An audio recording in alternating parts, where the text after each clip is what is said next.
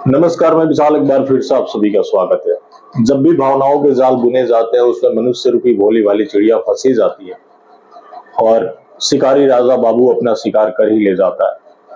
यहाँ पर कस्मे वादे जुमले सारे झूठे साबित ही होते हैं और बाद में लोग हाथ मिलते रह जाते हैं और राजा बाबू एक नया गोल साथ ले जाते हैं।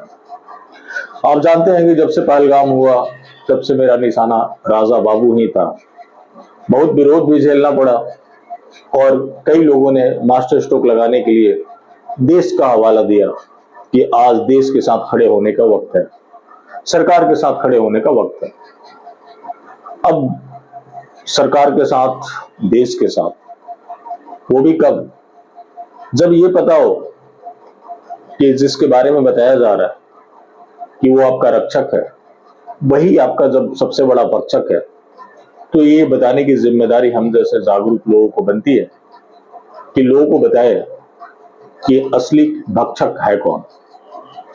अब जैसे सब कुछ हुआ, लोगों का ध्यान उन चीजों पे होना चाहिए था कि जो खतना चेक करके, नाम पूछ करके, आपको कलमा पढ़वा करके गोली मारी गई, वो आखिर आतंकी है कहां? बिना जांच के कैसे पता चला कि वो सारे पाकिस्तान से ही आए थे? लोकल कश्मीर के भी हो सकते हैं, कहीं अन्य के भी हो सकते थे, उसकी कोई खोज खबर नहीं है। लेकिन तुरंत पता लग गया कि ये सब कुछ पाकिस्तान से हो रहा है। वो भी तब जब हमारे देश के गृह मंत्री बोलते हैं कि आज पाकिस्तान की हिम्मत नहीं कि भारत के ऊपर आंख उठा के देख सके, क्योंकि नरेंद्र मोदी जी हमारे देश के प्रधानमंत्री हैं। अब जहां इतने बड़े बड़े दावे किए जाते हो, वहां ऐसी घटना का बिना किसी जांच के किसी अन्य जगह का नाम लेना, जबकि द रेजिडेंट फ्रंट ने ऑलरेडी जिम्मेदारी ले रखी थी।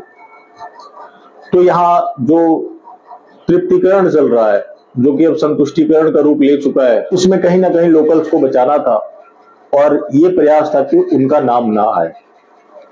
अब बात जब पाकिस्तान की होती है तो ये सभी जानते हैं कि पाकिस्तान एक आतंकवादी देश है।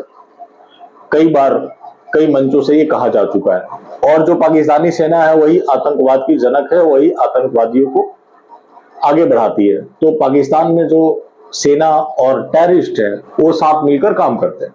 अब एक खुलासा ये मैंने नहीं किया है, ये डॉक्टर्ड वीडियो नहीं है, ये जयशंकर जी ने ही बोला है।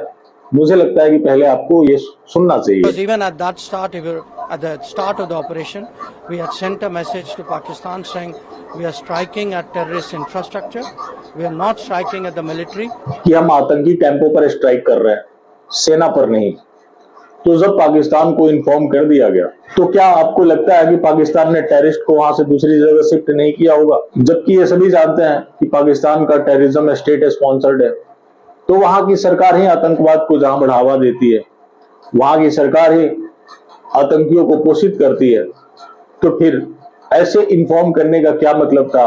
और इस तरह का कोई ऑपरेशन, तो ये इसका क्या मतलब था? ये थोड़ा आप समझने का प्रयास कीजिए। बात रही गोदी मीडिया की, जिसके ऊपर चर्चा हो रही है, तो गोदी मीडिया ने भारत में खूब मैसेज दिया कि आज मोदी जी हैं तो पाकिस्तान के ऊपर लगातार अटैक हो रहे हैं। और आप जानते हैं कहां कहां कब्जा हो गया था, कौन कौन हिरासत में चला गया था। लेकिन उसी गोदी मीडिया की प्रशंसा सरकार के द्वारा जब की जा रही हो, तो इससे स्पष्ट है कि ये भारत में मैसेज देने का प्रयास किया जा रहा था कि मोदी है तो मुमकिन है। तो आपने ध्यान दिया हो, ये ऑपरेशन सिंदूर से पहले मैंने स्क्रिप्ट लिख करके एक वीडियो पोस्ट किया था, जिसमें मैंने स्पष्ट तौर पे बता दिया था कि राजा बाबू ही असली मास्टरमाइंड है।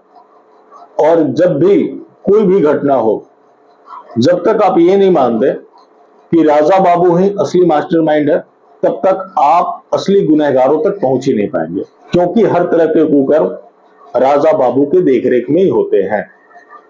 तो ये एक्सक्यूज देना कि अभी सही समय नहीं है, अभी ये समय चल रहा है, वो समय चल रहा है, तो मैं उन्हें स्पष्ट कर देना चाहता हूं कि सच बोलने के लिए कहीं से मुहूर्त नहीं निकलवाई जाती है।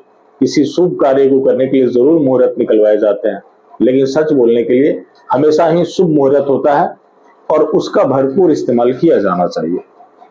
तो चले अभी के लिए बस यहीं तक, बाकी फिर मिलते हैं। धन्यवाद।